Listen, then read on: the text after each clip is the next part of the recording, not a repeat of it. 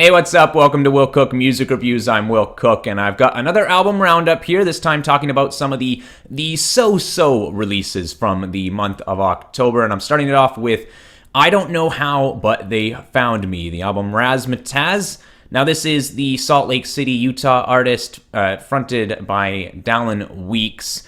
And this guy, he's the one who took over for Ryan Ross and John Walker in Panic at the Disco after they left after their second album, and myself being a fan since the debut of Fever You Can't Sweat Out. I remember resenting this guy for taking over for those guys, but he didn't stick around forever. And though he definitely contributed to Panic for a little bit there, he was definitely meant to have his own band. Too much of a performer. He's got too much of his own voice to just be a backing member. This is his debut full length, and I'm quite enjoying these stuff. You got some tight, funky, retro sounds, Leave Me Alone, Mad IQ's Bad Invention being a few favorites. You get that dramatic big sound on Cluster Hug, and I don't really know my classics all that well, but I want to say maybe a bit of David Bowie influence.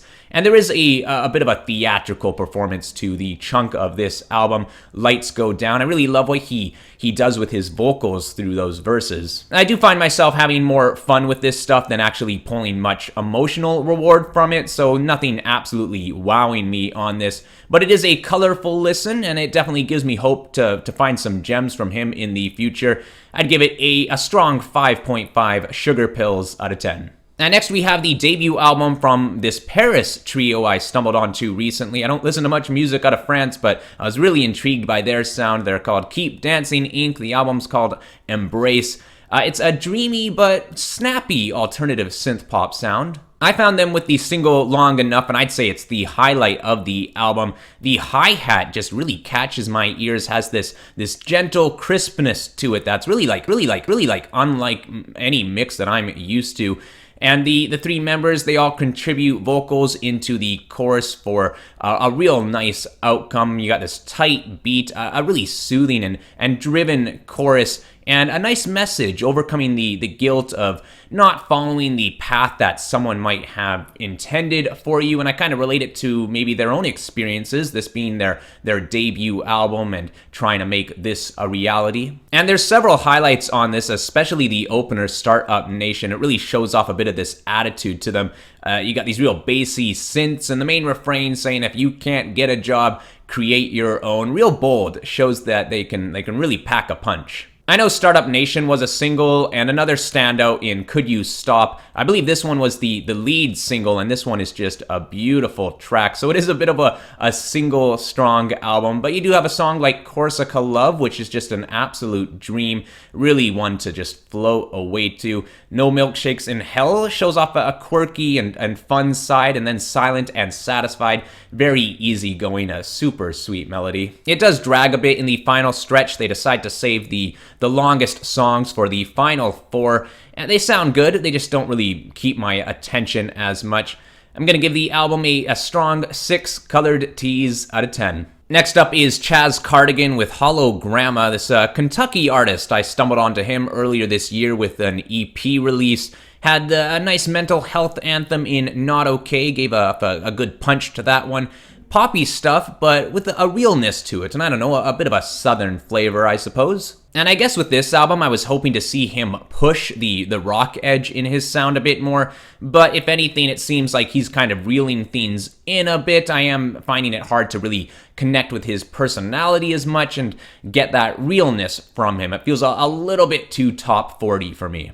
But it's not like it's a drastic change from the EP when I compare the two. For all I know, these songs could have been recorded in the same session as the EP. While his personality is a little bit covered up in the major label pop sound, these songs still feel personal, and I'm hoping that he wrote them himself. The track Room has an emotional touch to it. It reflects on teenage days of making out on the couch with someone you'll probably never talk to again, and I definitely get hit with a bit of a nostalgic feeling with that. And then you got Jesus Christ, I'm Lonely, which has this kind of gospel feel to it with the piano and the I've been looking for him all my life. He really uses these kind of deeper vocals to give off that kind of gospel impression.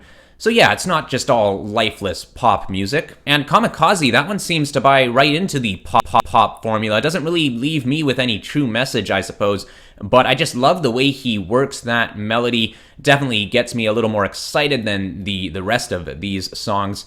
Gonna give the album a solid 5.5 saran wrapped album covers out of 10. And lastly, we have Black Foxes with their self-titled album, and this English rock band really impressed me with the songs Breathe and Oh It Had to Be You off of their 2018 album. Since that, the bassist and the drummer, they left the band, but frontman Mark Hawley, he kept the band alive. He took on a couple other guys, and he went on to make this album that, in his words, is unlike anything else currently floating out there. And their last album was more experimental than most of the stuff I listen to, and they are really pushing the experimental approach on this one. A couple of these songs push close to the 10-minute mark, but one of those, in Badlands, is the real standout of the album. It's dark, grungy, brooding. Mark provides a real bite to his words, and it works to this strong uplift of guitar-driven feeling.